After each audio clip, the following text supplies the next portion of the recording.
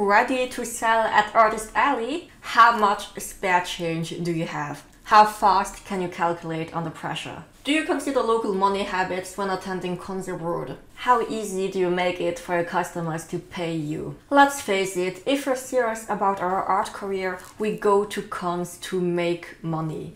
Even when just starting out, we all hope to at least get our expenses for goodies and booth back. And as freelancers, well, sales pay our bills and allow us to eat.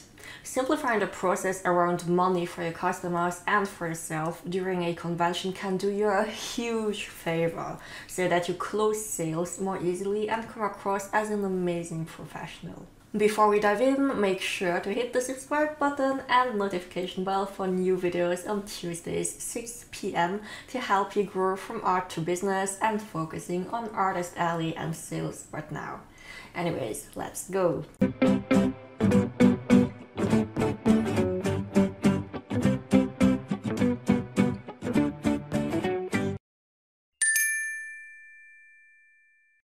I remember that one convention. My very first client bought a book for 12 euros and paid with a 100 euro bill. Second client right after, a 1 euro bookmark paid with a 50 bill. And here I was 10 minutes after the con had started with no spare change at all anymore. I barely managed to survive the morning, begging the next few clients to please pay the correct price, asking my neighbors for help, and calling my parents to bring all the small bills and coins they could possibly find at home as soon as possible. Please, please.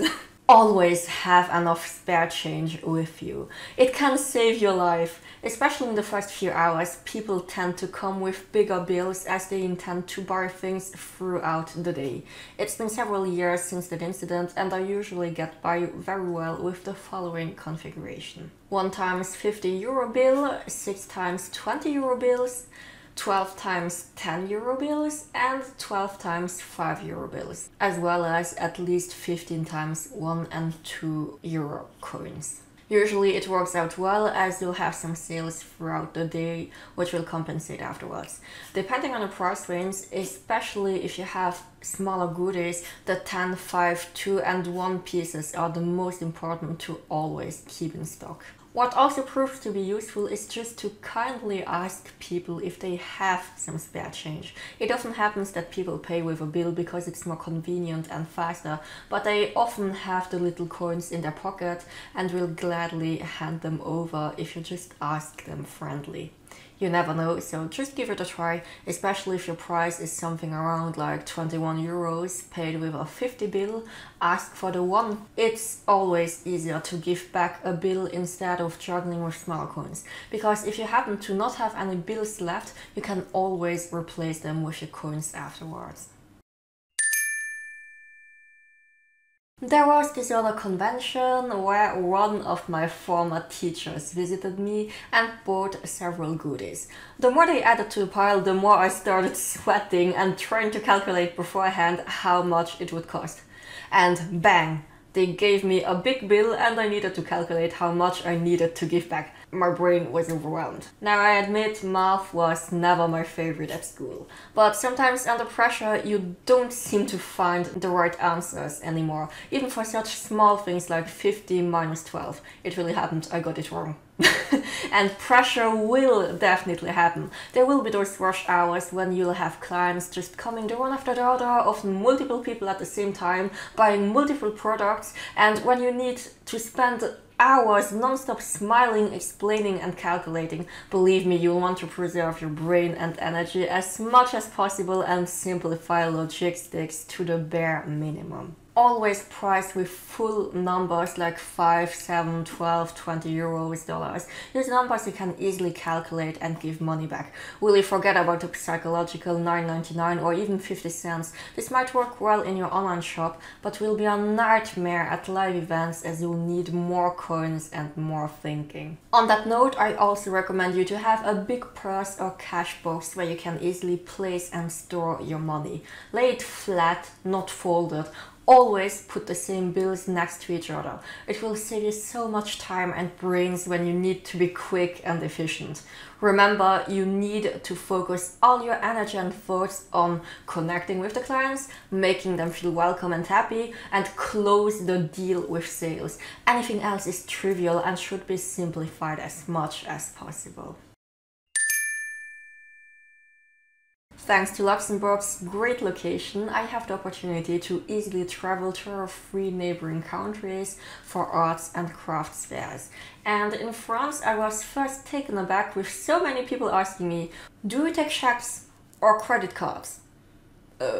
No. Checks don't exist in Luxembourg and everyone usually pays cash at cons here and in Belgium near the border. So it was quite a surprise to see that French people use their checkbooks and credit cards a lot.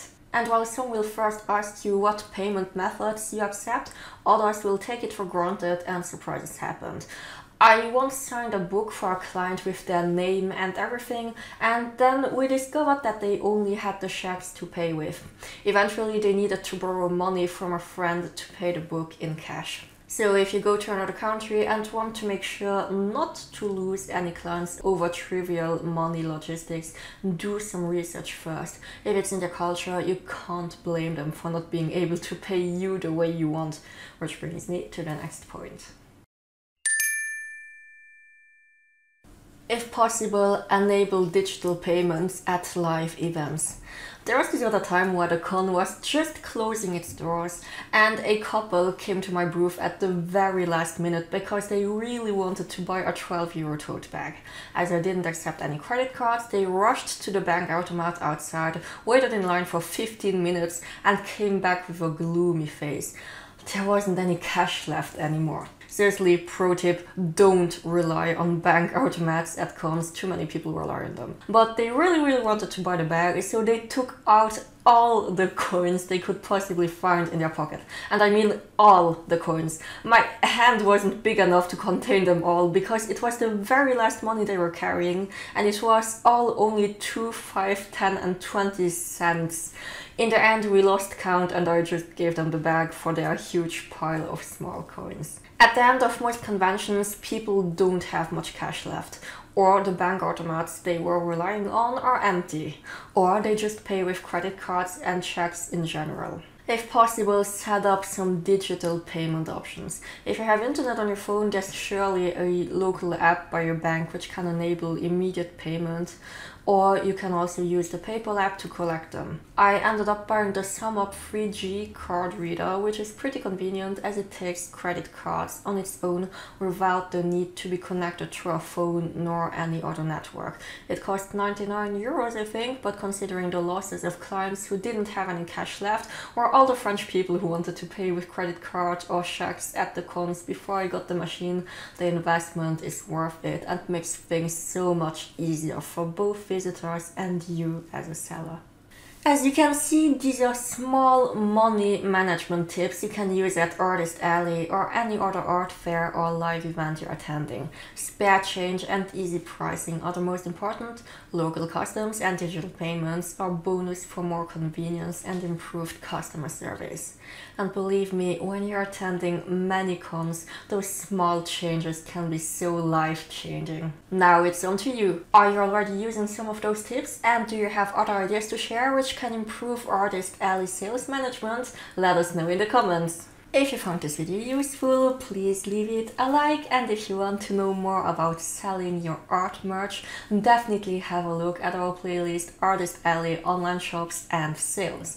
Also make sure to subscribe and hit the notification bell to be notified of new videos to grow from art to business on Tuesdays 6 PM in English and French. Until then, I'd love to connect with you on Instagram at myartbizacademia for even more art biz tips. Thank you so much and see you soon!